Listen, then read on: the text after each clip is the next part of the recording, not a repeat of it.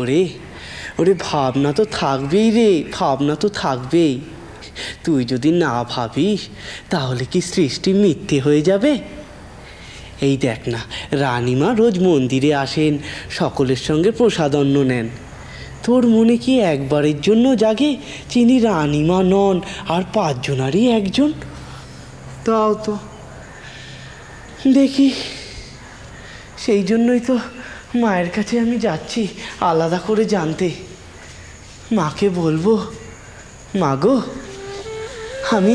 আমি শুধু মা মা বলে কাঁদতে জানি, আমি তোর আঁচল ধরে টানতে জানি, তোকে খামচে ধরে হিচড়াতে জানি, কিন্তু কিন্তু তোর এই সারা বিশ্ব ব্রহ্মাণ্ড প্রসবিনী রূপ আমি জানবো কেমন করে?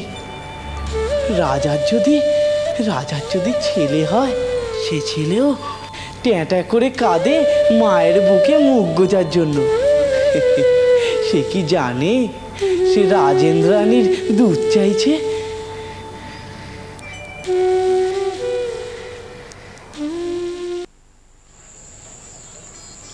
হ্যাঁ, এসব কথা আমিও শুনেছি রানীমা।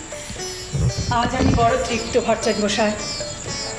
ছোট ভট্টাচার্যের পুজো করা নিয়ে সবাই নানান রকম বলছে, সকলেই ভারী তৃপ্ত।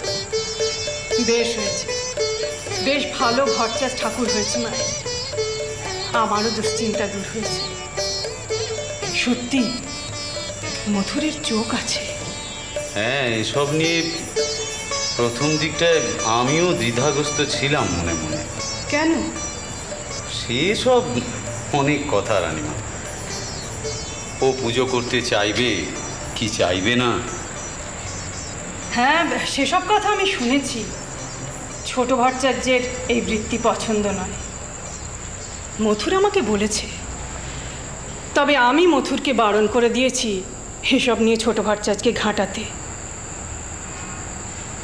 আমার সবচেয়ে ভালো লেগেছে ছোট ভট্টাচার্যের পুজো করার সময় ওই আত্মস্থ ভাব, যে পরিপাটি শুদ্ধি, অমন পুজোর সময় বিভোর হওয়া। কোনো দেখনদারি নেই, কোনো বভারম্ভ নেই, অন্য কোনো ধ্যানই নেই। হ্যাঁ, এ ভাব ওর ছোটবেলা থেকেই রানীমা। সেই রঘুবীরকে জল দিত, আর আমরা বাড়ি শুদ্ধ লোক ঠায় বসে, ও পুজো সেরে না উঠলে আমাদের তো খাবার জো নেই। মা ডাকাডাকি হাঁকাহাঁকি করতেন, আমিও বিরক্ত হতুম, কিন্তু যতক্ষণ ও তৃপ্ত হয়ে পুজো না সারছে ততক্ষণ ও উঠবে না। মা ওকে নিয়ে বড় চিন্তা করতেন। আজকাল অবশ্য সেসব চিন্তা গেছে, তবু। কি ভাবছেন ভট্টাচার্য মশাই? না, আমার কাছে লুকোবেন না। আমি কিন্তু কদিন ধরেই লক্ষ্য করছি আপনি কথা বলতে বলতে কীরকম আনমনা হয়ে যাচ্ছেন। হ্যাঁ হ্যাঁ, আপনার শরীর ঠিক আছে তো ভট্টাচার্য মশাই? ও শরীরের কথা আমি ঠিক বুঝি না রানীমা, আর আমি বুঝতেও চাই না। সে বোঝার দায়িত্ব তো আপনার সুযোগ্য জামাই সেজবাবু নিয়েছেন, আর তার ওপর দায়িত্ব দিয়ে আমিও নিশ্চিন্তেই আছি। কবিরাজ বদ্যি, ওষুধ পথ্যি, এসবের তো কোনো অভাব নেই রানীমা। হ্যাঁ, এসব খরচ তো এস্টেট থেকেই হবে। এসব নিয়ে আপনি একদম চিন্তা করবেন না। এসব নিয়ে আমি কোনো দুশ্চিন্তা করছি না রানীমা। আমার সবচেয়ে বড় দুশ্চিন্তা হলো আমার এই চিন্তার আধারটিকে নিয়ে। মন, আমার মন ভালো নেই রানীমা। কেন? আপনার বাড়ির জন্য মন কেমন করে?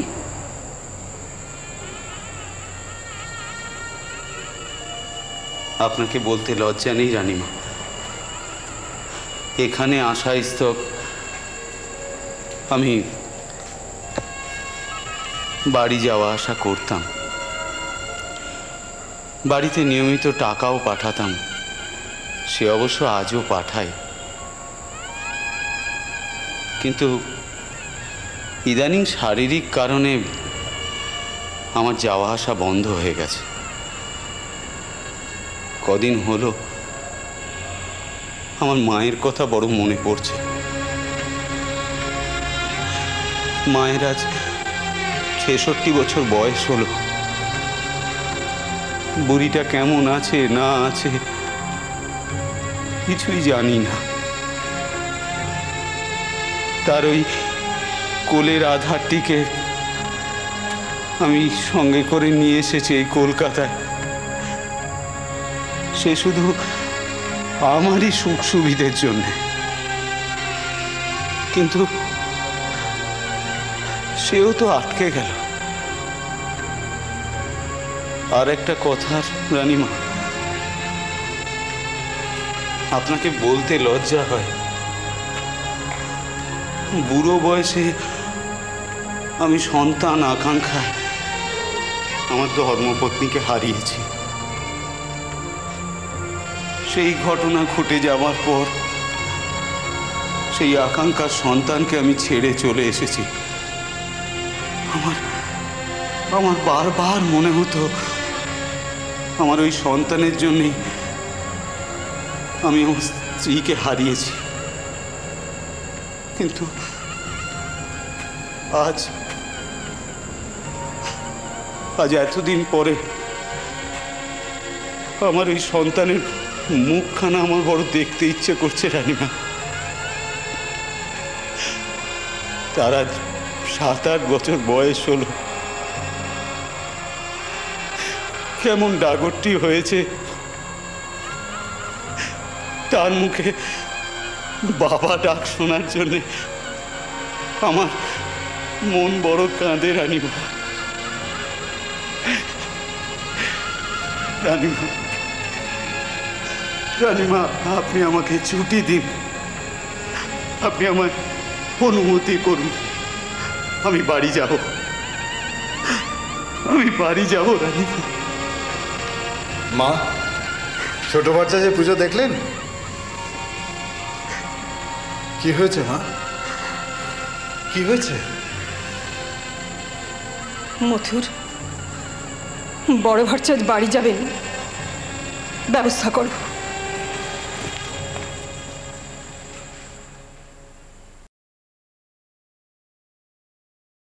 বুড়ি মায়ের বুড়ো ছেলে, জানেন আমার মনটা বড় অস্থির অস্থির লাগছে। কতক্ষণে তার কোলে গিয়ে একটু জিরণ নেব।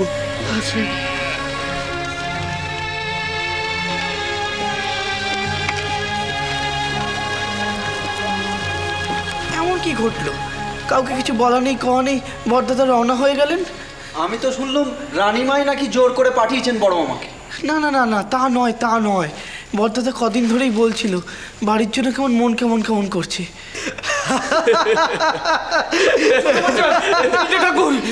কি মাধব, বড়দাদা কি পৌঁছে গেছেন নাকি তোমার শ্যামনগর থেকে ছেড়ে দিলে? ছোট বাচ্চা, বড় ঠাকুর নেই। মাধব, কি বলছিস তুই? আমি তো বিশ্বাসই করতে পারছি না। বড় বাবা নেই? কি হয়েছিল? শ্রীরাম